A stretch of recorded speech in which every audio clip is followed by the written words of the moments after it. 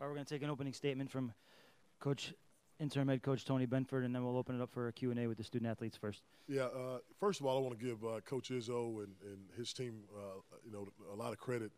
They came out the first half and they established. They really did a good job establishing the paint and especially on the glass. We knew it was going to be a game of who can control the glass, and they did a great job in the first half and throughout the game getting on the glass.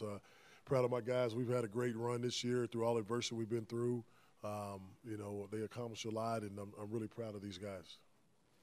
I will take questions for the student athletes first. Please raise your hand, and a microphone will be brought to you.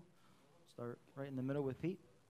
Yeah, Tremont and Naz, I'm just wondering if you can reflect a little bit on the future with the uncertainty surrounding the program and how Coach Wade's status would affect any big picture decisions you guys have to make.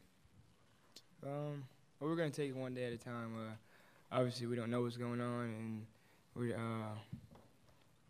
just going to keep doing what we've been doing, stay in the gym, and pretty much talk to our families and see what the next step is. Pretty much the same thing. I mean, just working on the game and, just moving forward day by day and, having the same positive attitude as before. All right, stay right in row 2.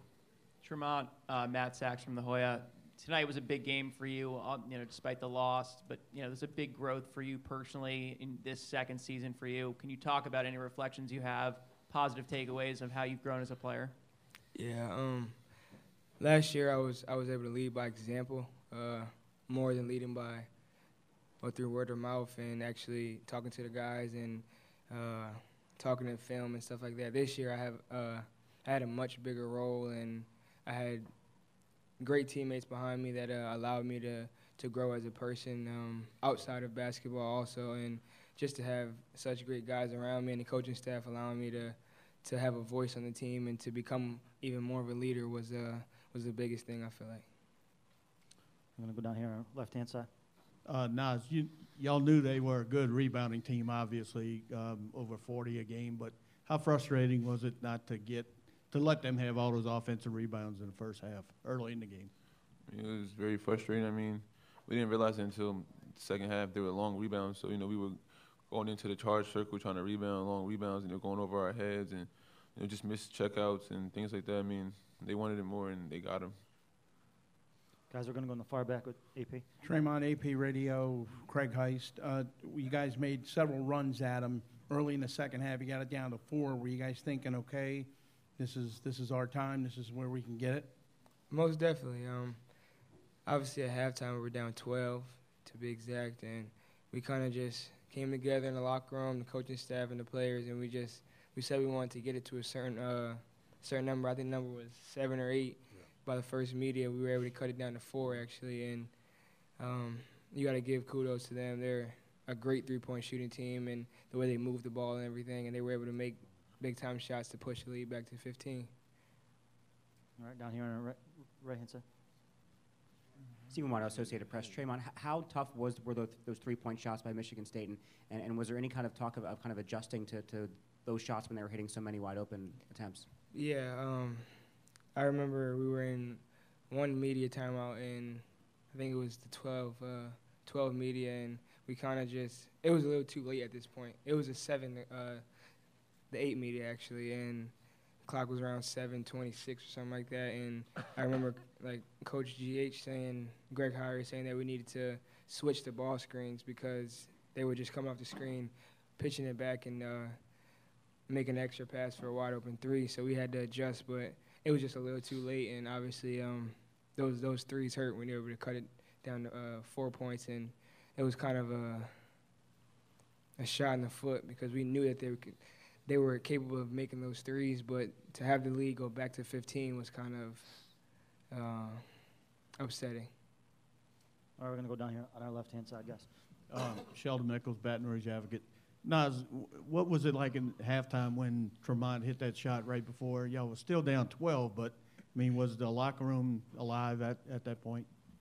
Yeah, we felt like we can get back into the game. It was a big boost in our confidence, something he's been doing all year. The whole team was confident, the coaching staff. We thought we can come back.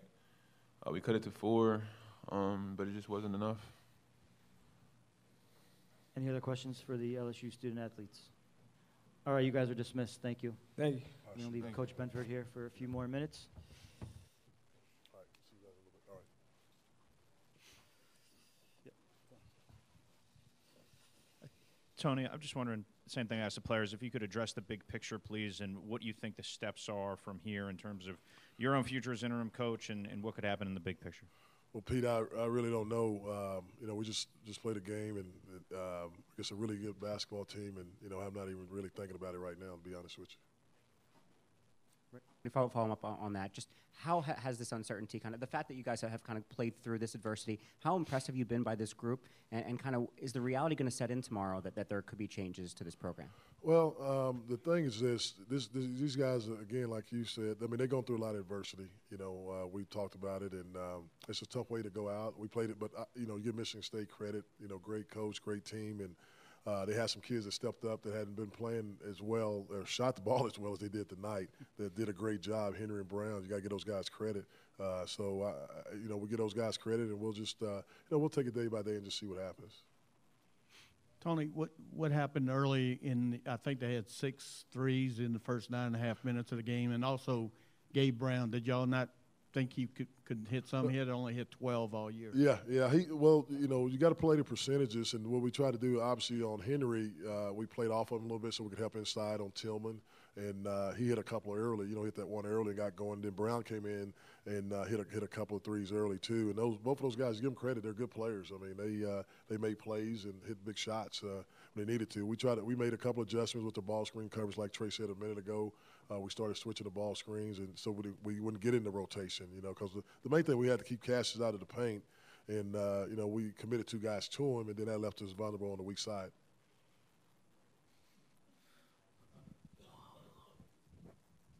Scott Rappelay from the Baton Rouge Advocate. Looked like the strategy was to try to speed them up and then try to maybe deny Winston the ball, get him to pass it and deny him back. Did their hot shooting kind of work against that strategy? And secondly, the decision to start Javonte in place of Marlon Taylor. Okay, first of all, we thought that at times our first shot defense was pretty good. We went to our 1-3-1, try to get them out of rhythm, and we got stops, but we didn't rebound the ball. I mean, they were going in there, but they were all over the glass. I mean, that's what we've been doing to teams. They flipped it on us tonight, and so I think they had 10 offensive rebounds, and we had 10 total rebounds at half. That hadn't happened to us all year, but I give those guys credit. But that was just a decision that I feel I had to make with starting Javonte, Marlon over Marlon. It's just a couple of things that happened that I just had to make that change. Jeff Duncan from the Times-Picayune.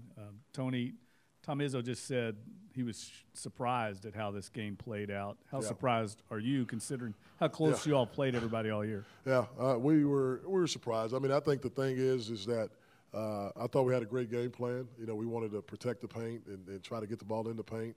But they had some guys that stepped up. We wanted to contain Cassius, but you got to give those guys credit. I mean, Brown and Henry made shots. I mean, at the end of the day, and then they flipped it on us on the glass. We knew we had to protect the backboard. We had to rebound, protect our end, and whoever won the rebound about, I felt like was going to win the game, and it played out that way. And they had some guys that made 13 threes, guys. They were 11 to 34 coming in the first 2 games of the tournament. Tonight in one game they're 13 to 32 from the 3-point line. So you got to give those guys credit to make plays.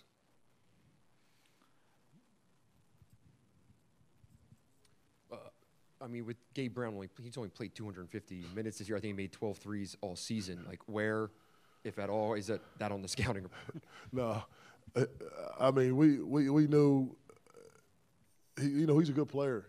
So sometimes, you play the percentages, and he made them tonight, So we had to we made an adjustment, but, he's still, even when we made the adjustment, he hit a couple of tough ones. Any other questions for Coach Benford? All right, Coach, thank you. All right, thank you, guys.